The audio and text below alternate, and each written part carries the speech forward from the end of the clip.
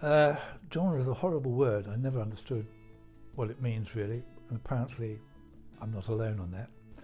But apparently the genre of my book is fiction.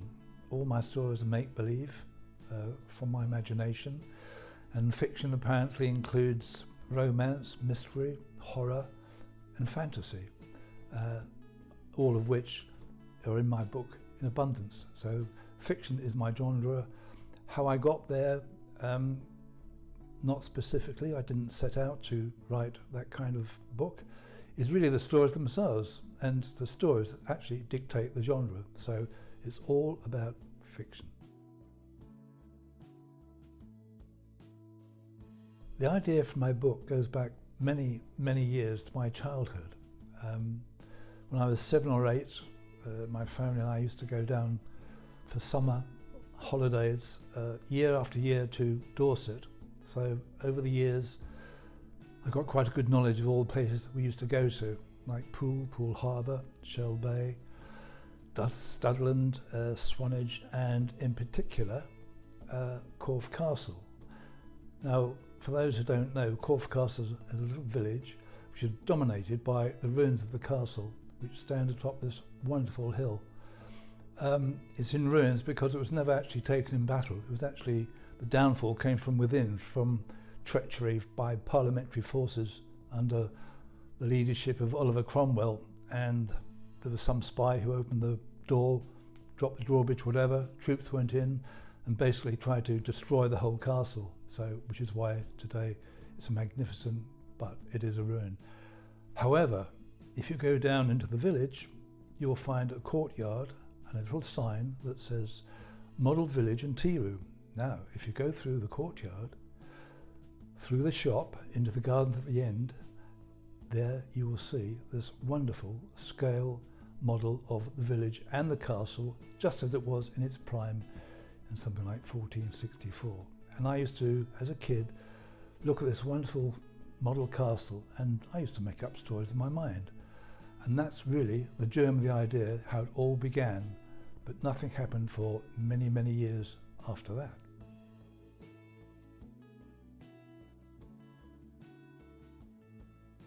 Well, that again came from the childhood, and as I said, many years after I used to go down to Corfe Castle, one day, and to this day I don't know how or why or when, maybe with a nostalgia moment, I was thinking back to my childhood, and I guess it was sort of like a eureka moment, and I suddenly thought of creating this family who turn into chips and go and live in a model castle, because of course that's just their size. And that's how it all began. And so I wrote my first story, put it in a drawer, forgot all about it for years and years and years.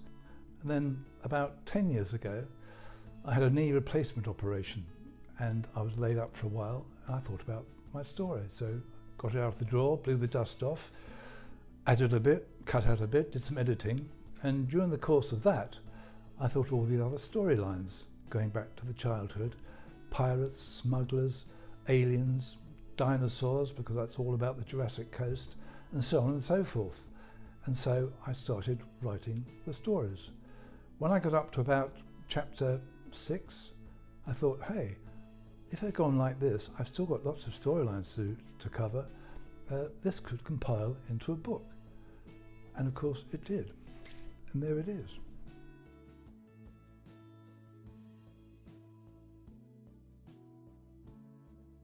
This sounds funny, but I started writing as a young boy because I couldn't do maths. Never could. Maths, geometry, algebra, problems, absolutely beyond my head. I couldn't even understand the questions, let alone the answers. So I had a problem at school with end of term maths exams. I'd sit there, get my test paper, put my name, top right hand corner, and I thought, hell, what do I do for the next hour and a half, 2 hours? So I used to write short stories on my maths paper, which meant, of course, I got zilch for maths marks, but always A+ for English. And that's how really I started to write, and it went on from there. I've always, from that early age, found I had a way with words. And also I used to like art very much, and I was pretty good at drawing and painting. And these two things, without even knowing it, put me on a path basically for the rest of my life in a way. Two things, words and pictures. And that's how it all started.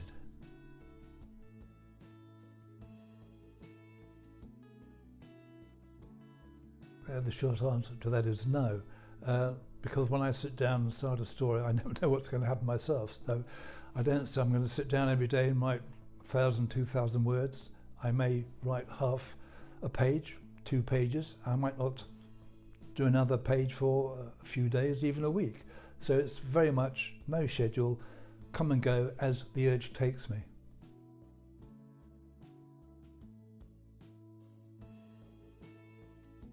What do I do when I'm not writing? I try and keep fit, which these days is mainly walking. I try and walk every day. Keep mobile. Obviously, I'm writing. I'm writing something now, which is actually an autobiography, which is going to take like forever. I like to go to the cinema, fine dining. I love holidays. I hope to go to South Africa with my wife in September and Thailand in February. So we tend to be fairly sort of long distance holiday sort of people, and that's basically my life as a retired person from many years in advertising.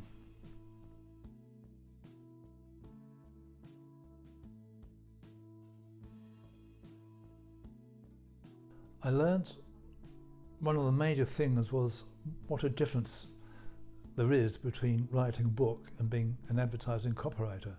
And all my professional life, that's what I was. An advertising copywriter, creative director, and I've worked in agencies at home and abroad, South Africa, East Africa, London mostly, Saudi Arabia. So all my life I've been writing in one form or another. And of course, when you're an advertising copywriter, brevity is the name of the game.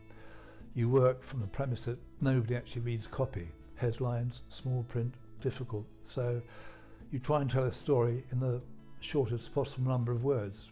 Whereas of course when I started writing, hey, you've got all this space, time, loads of empty pages. You can deviate from your plot. You can go forwards, backwards, this way, that way. And that's the major difference.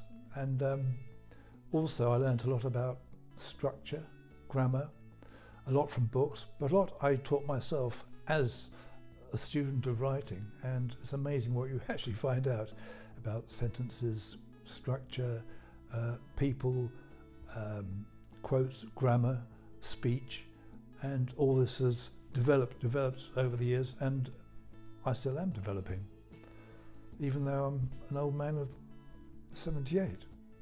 So if I can write a book, I hope that's an inspiration to younger writers. If I can do it, anybody can do it. So come on guys, get going.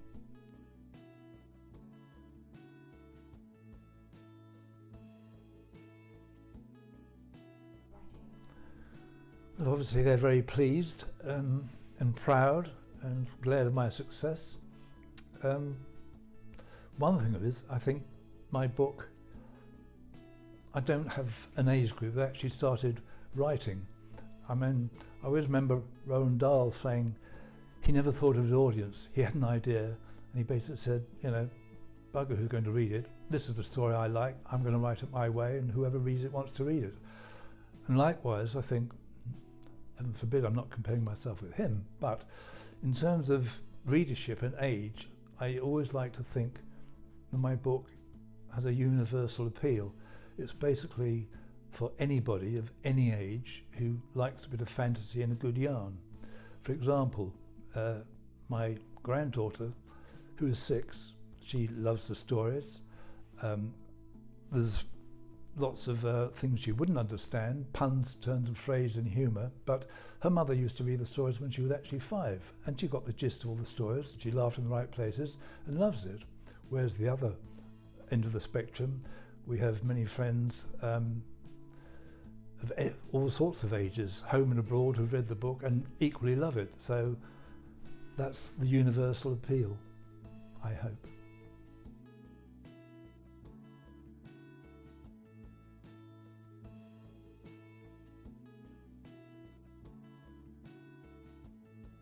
Well, first of all, I'd say a big thanks for Olympia actually having faith and trust in my book, and it's just nice to find a publisher as mad as me and wanting to actually put it into print. Not only that, they've actually accepted a second book, which is also coming out this year, and that's called Doug. And Doug is a dung beetle, and poo is his life. And that's all about, he's made this wonderful new poo ball, and the whole story and the excitement and the adventures trying to save his poo ball from the rains lashing down suddenly on the plains of the Serengeti in East Africa. And so that's coming out in September, and hopefully there may be even more books to come after that.